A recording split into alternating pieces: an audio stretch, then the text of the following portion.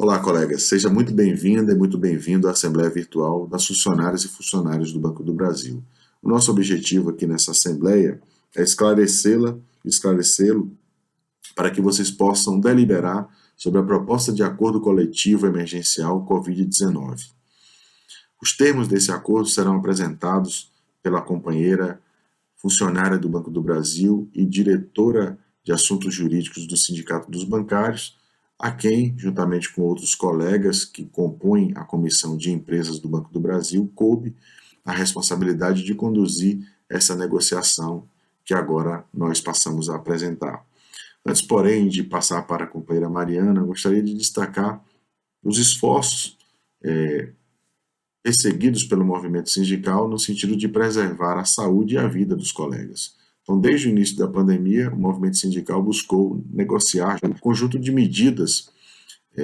desde o estabelecimento do grupo de risco, até mesmo o aprofundamento do home office ou do teletrabalho e a disponibilidade dos colegas numa perspectiva geral, para que a gente pudesse, assim, com esse esforço, preservar a saúde e a vida de colegas do Banco do Brasil, em Brasília e das demais unidades da federação. Então, é com esta compreensão que precisamos entender os termos do acordo que ora nós passamos a apresentar. Então, para tratar dos termos do acordo, nós vamos aqui conversar com a nossa companheira Mariana Coelho. Mari, é com você. Sou Mariana Coelho, secretária de Assuntos Jurídicos dos Sindicatos Bancários de Brasília, funcionária do Banco do Brasil e represento a Federação Centro-Norte na mesa de negociação com o banco. Desde o dia 16 de março, quando foi decretada a pandemia, temos atuado junto aos bancos para garantir condições de trabalho e saúde dos trabalhadores para que possam desempenhar suas atividades. Então, do dia 16 de março até o dia 6 de abril, uma série de colegas foi colocada à disposição do banco, porque não se conseguiu garantir teletrabalho para esses trabalhadores. Então, para esses colegas que estavam à disposição do banco, até o dia 6 de abril, no dia 7 de abril, o banco soltou um comunicado interno, para a surpresa de todos nós, em que se previa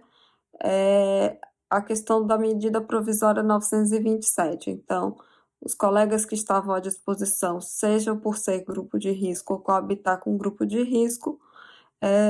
teriam suas férias antecipadas, seja do período já adquirido ou do período em aquisição,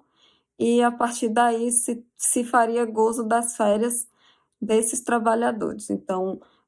foram férias compulsórias, não houve qualquer negociação sobre elas, e com isso o banco aplicou unilateralmente, sem negociação prévia com as entidades sindicais, a medida provisória 927, editada pelo governo federal. Então, desde o dia 7 de abril, surgiram sérios problemas em relação a essa questão da antecipação das férias, e na sequência dessa antecipação das férias veio o banco de horas negativas. Então, tínhamos dois problemas a resolver: a negociação coletiva e a proposta que será apreciada em seguida por vocês trazem algumas conquistas em relação a temas decorrentes da pandemia. Entre elas, o abono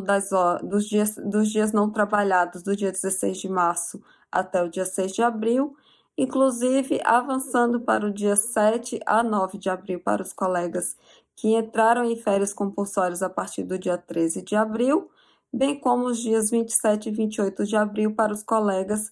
que também entraram de férias a partir do dia 29 de abril. Além disso, há uma previsão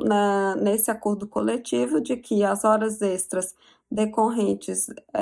do banco de horas negativos vão ter um desconto de 10% a ser aplicado no dia 31 de julho, para que os colegas possam, a partir do dia 1º de agosto, fazer a reposição dessas horas com desconto de 10% por 18 meses. Então, esses 18 meses são oriundos da medida provisória 927, considerando que nosso acordo coletivo de trabalho 2018-2020 trata do banco de horas numa situação que não abrange a pandemia, que seriam 6 meses para compensação dessas horas, sejam elas negativas, sejam elas positivas ou mesmo em relação ao pagamento dessas horas positivas ou desconto das horas negativas ao final dos 6 meses.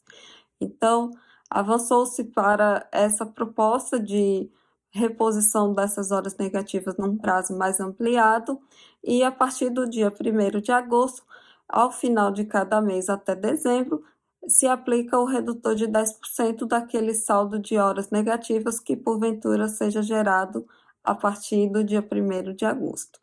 Além disso, o banco avança na questão da garantia de férias para aqueles trabalhadores que ainda tenham 15 dias de férias, então, se tem um compromisso clausulado de garantia de no mínimo 15 dias de férias para os colegas que ainda estão em período em aquisição, e também uma possibilidade de uso de abonos sequenciados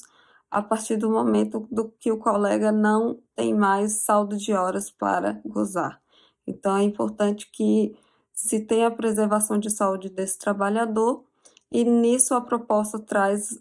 algumas medidas que possam sanar esse problema. Além disso, o banco traz um compromisso firmado em mesa de que não haverá descomissionamentos enquanto perdurar a pandemia. Essa é uma conquista importante, considerando, inclusive, os colegas que estão na linha de frente das agências, que estão com trabalho contingenciado, além dos colegas que estão em home office, que obviamente não estão nas melhores condições de trabalho para que possam fazer